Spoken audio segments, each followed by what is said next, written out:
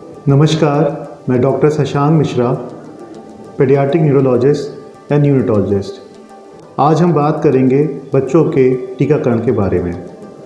बच्चों का टीकाकरण क्यों ज़रूरी है और किस वक्त कराया जाता है। पहला टीकाकरण बच्चे को पैदा होते ही हो जाता है, जिसमें BCG, ओरल पोलियो वैक्सीन और हेपेटाइटिस बी का टीकाकरण किया जाता है। BCG वैक्सीन होता है वो TB से बचाता है, ओरल पोलियो के खिलाफ होता है और hepatitis B vaccine hepatitis B virus के खिलाफ होता है। ये टीकाकरण 24 घंटे के अंदर कराने बच्चों में ज़रूरी होते हैं। इसके बाद जो टीका बच्चों में लगता है वो 6 हफ्ते, 10 हफ्ते और 14 हफ्ते पे लगते हैं। 6 हफ्ते, 10 हफ्ते, 14 हफ्ते पर एक ही प्रकार का टीका लगाया जाता है, जिसमें मुख्यतः पेंटा या हेक्सा जिसे कहते हैं, न्यूमोकोकल वैक्सीन और रोटा वायरस वैक्सीन। पेंटा और हेक्सा क्या होते हैं इसके बारे में बताते हैं। पेंटा में मतलब 5, हेक्सा मतलब 6।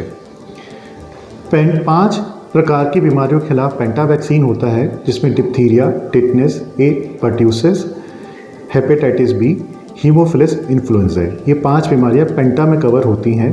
और हेक्सा में एक एड ऑन बीमारी जो होती है वो होती है पोलियो। अब पोलियो का इंजेक्टेबल पोलियो वैक्सीन लगाई जाती है।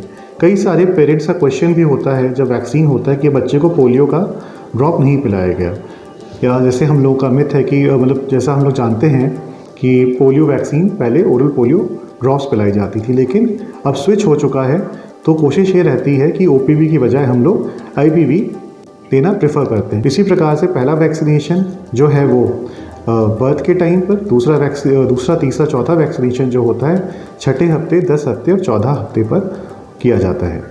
उसके बाद जो वैक्सीन आती है 6ठे महीने पर, 6 मंथ पर, वो सिर्फ प्राइवेट में लगती है, गवर्नमेंट वो प्रोवाइड नहीं करती। 6 मंथ पे जो वैक्सीन लगाई जाती है वो इन्फ्लुएंजा वैक्सीन होती है। इन्फ्लुएंजा और हीमोफिलस इन्फ्लुएंजा में अंतर है। हीमोफिलस इन्फ्लुएंजा जो होता है वो बैक्टीरिया होता है, वो उसकी वैक्सीन अलग होती है, that is already covered in 6, 10 and 14 weeks. ये जो इन्फ्लुएंजा है दैट इज़ वायरल वैक्सीन। जैसे कि हम कोविड जानते हैं, कोरोना वायरस जैसे वायरस होता है, वैसे ही इन्फ्लुएंजा भी एक वायरस होता है और इसका स्ट्रेन भी हर साल चेंज होता है।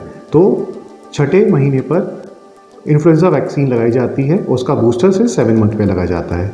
इसी के साथ एडवाइजेबल होता है 6 मंथ्स के ऑनवर्ड्स हम टाइफाइड वैक्सीन भी, जो कि सिर्फ सिंगल शॉट एक ही बार लगाया जाता है, वो लगा सकते हैं। इसके बाद आते हैं हम 9वें महीने पे, 9 मंथ पर।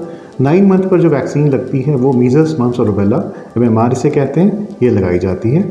और साथ में ही अगर बाहर जाने का प्लान है या गल्फ कंट्रीज़ जाने का प्लान है या हाई रिस्क पॉपुलेशन है, तो उस केसेस में हम मेनिंगोकॉकल, जिसे नीसेरिया मेनिंजाइटिस के खिलाफ वैक्सीन जो होती है, मेनिंगोकॉकल इसे कहते हैं, वो भी लगाई जा सकती है, MCV-1। फिर 12वें महीने पे आती है, 9 महीने के बाद 12वें महीने पर आते हैं। 1 साल का बच्चा जब कंप्लीट हो जाता है तो उसके बाद हम उसे लगाते हैं जो भी इंपॉर्टेंट वैक्सीन है, हेपेटाइटिस A। ठीक है, ये हेपेटाइटिस A के खिलाफ वैक्सीन है। हेपेटाइटिस B के खिलाफ बर्थ के टाइम 6 एंड 14 में ऑलरेडी कवर हो चुकी है। ये वैक्सीन हेपेटाइटिस A है। तो कन्फ्यूजन हो जाता है कि हमें हेपेटाइटिस की वैक्सीन ऑलरेडी लग चुकी है, लेकिन ये अलग अलग वायरस है। हेपेटाइटिस B अलग वायरस है, हेपेटाइटिस A अलग वायरस है। उसके खिलाफ जो वैक्सीन लगती है वो 1 साल के बाद लगाई जाती है, इसे हेपेटाइटिस A कहते हैं। साथ में ही हम जापानीज़ एन्केफेलाइटिस, खास करके जो एंडेमिक स्टेट्स हैं लाइक उत्तर प्रदेश, वहाँ पे हम प्रेफर करते हैं कि जापानीज़ एन्केफेलाइटिस के खिलाफ भी वैक्सीन 12वें महीने पर लगाएं और उसका बूस्टर जो होता है वो 13 मंथ्स पे होता है। जापानीज़ एन्केफेलाइटिस में खास बात है कि गवर्नमेंट में अलग शेड्यूल फॉलो होता है, प्राइवेट में अलग होता है। इसमें 12 और 13 मंथ्स पे जापानीज़ एन्केफेलाइटिस की वैक्सीन लगाई जाती है। इसी के साथ लगभग सारे वैक्सीन्स जो कवर हो जाते हैं और इतने वैक्सीन्स बच्चों को ज़रूर लगाने चाहिए। धन्यवाद।